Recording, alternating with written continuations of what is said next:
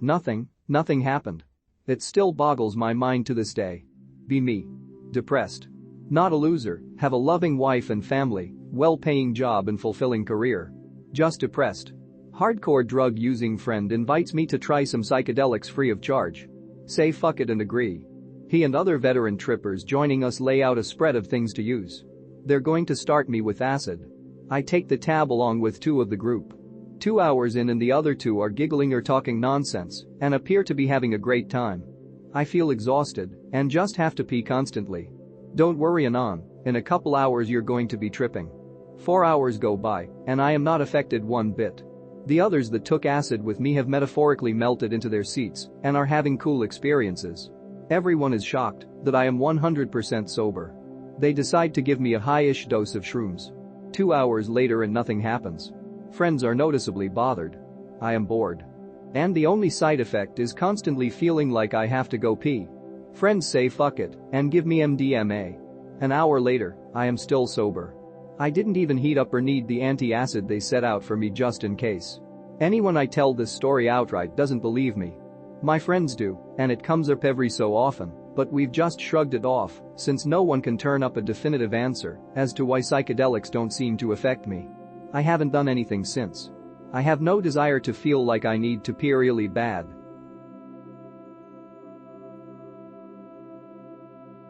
Be me. 24 years old. Moving into my new house with my fiancé. Find a secret room in the basement. That's locked. Forget about for a month. Buy a pool table to put in the basement so I can play with my buddy. Remember the hidden door. Try to open it. It won't budge.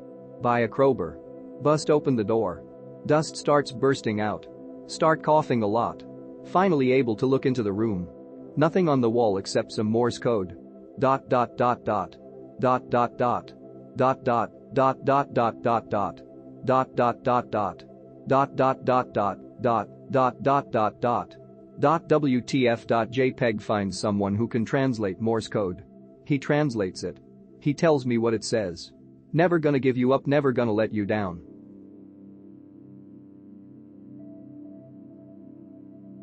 Sorry op, I am not familiar with chakras. Regardless, here's a dream I have yet to make sense of. Be me in my high school classroom. Be looking over some military papers about my country with some fat guy I have never met.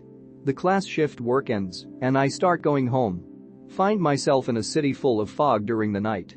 The whole landscape is like a noir film, but with purple neon lights shining through the fog. The streets are almost empty save for a few people. I ignore them, they too ignore me as everybody walks in different directions. At a crossroad I observe that a woman a few meters in front of MD walks on the same route as me. Don't interact with her, walk down a stair with her in front of me. The stairs lead to a highway. Once she reaches the bottom, a car pulls up and two men accost her. I see a couple of stones near me on the stair. I ask the men if they would like to get hit by them. That's the first time anybody in the fog city seems to realize I am there. Throw. A couple of stones miss. One of the guys throws them back at me, misses. He then turns into a wolf. I am not sure, but I think it was a white one. He, in wolf form, starts going up the stairs towards me. I throw myself at him and start choking him to the point where I see the veins in his eyes. My grip falters for a moment and he tells me something like why didn't I just say I was, something I didn't catch. I continue to strangle and phenolly him. I turn and see that the other man has turned into a black wolf and is slowly walking up the stairs towards me. Unlike the first man, he looks like he's cowered, tail between legs, ears down on the head. I throw the body of the first man at him and then wake up. Tell me X, did I fuck up? Should I have minded my own business and not kill Wolfman?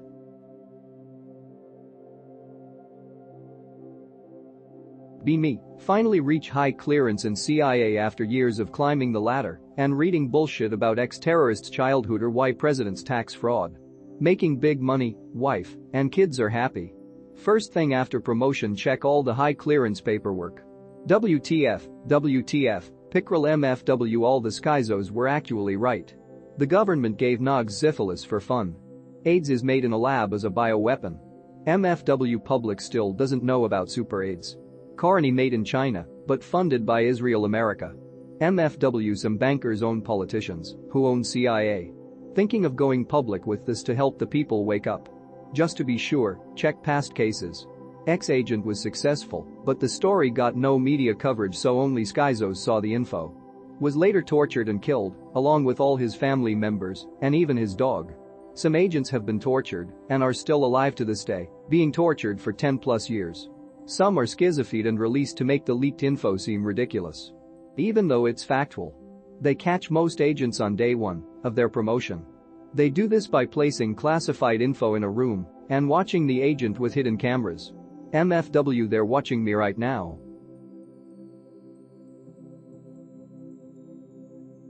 I've posted this here before, but here you go. First part of my psychosis while binging amphetamines for 5 days straight, be me a year ago.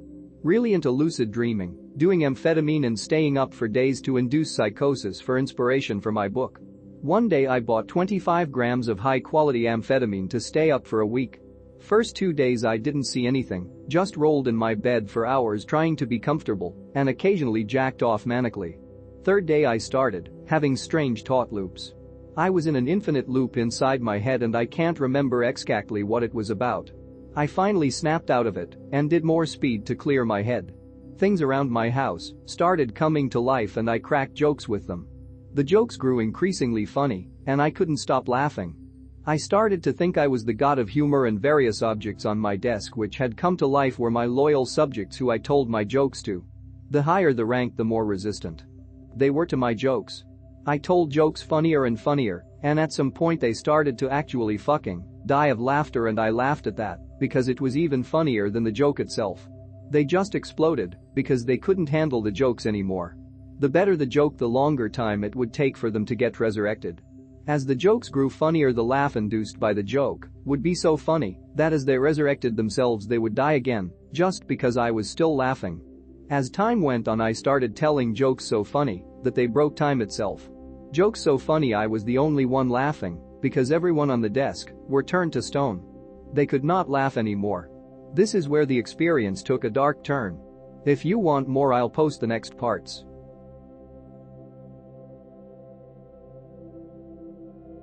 Be me. Bored. Find a free neural net AI image thing. Write in cattle mutilators. Pick related appears. Ig. Notice barely readable text above the weird alien thing. Heagefit who eat you. Input it into a custom-built Alan Greenfield cipher of the euphonauts thing someone made to me. It has the same value as space intelligences. Oh shit. Input the same name into a sigil maker. It makes a backwards Z, reminds me of the Russian Z. A friend randomly decides to check what is the newest user uploaded post in Imgur for some reason.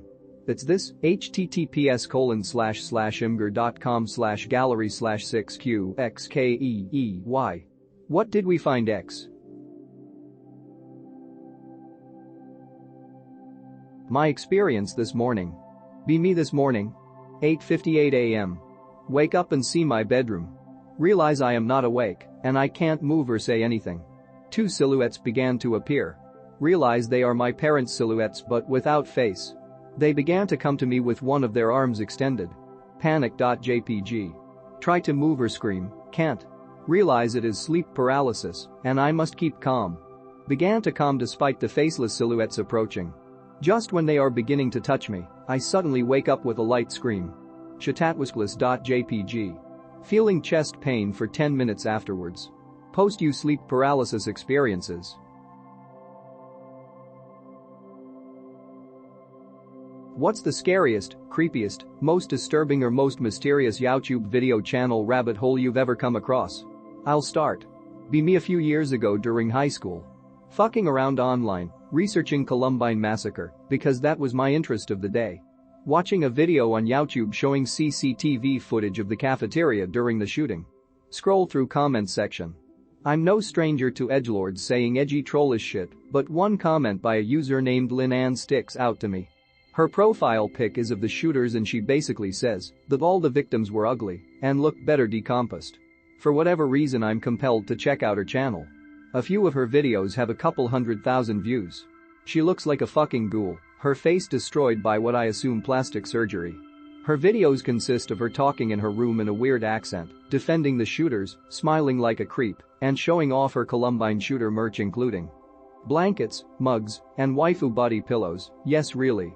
A few horror obscure media related YouTube channels have talked about her. Pretty sure archives of her videos still exist.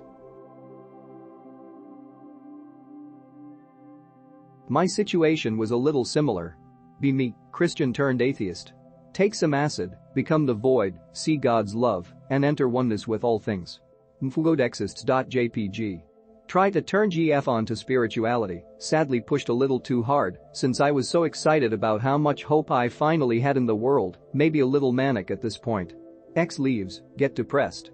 Start taking some antidepressants. Go on a date 3 months later with a witch. Immediately go psychotic, resisting demonic influence. Land in the psych ward, end up realizing magic and the divine is real, and that we're all like little goldfish swimming in an infinite dark sea of ignorance. Stable on meds, free healthcare, and disability. I'd say you're based, but based department doesn't let me hand out those titles anymore.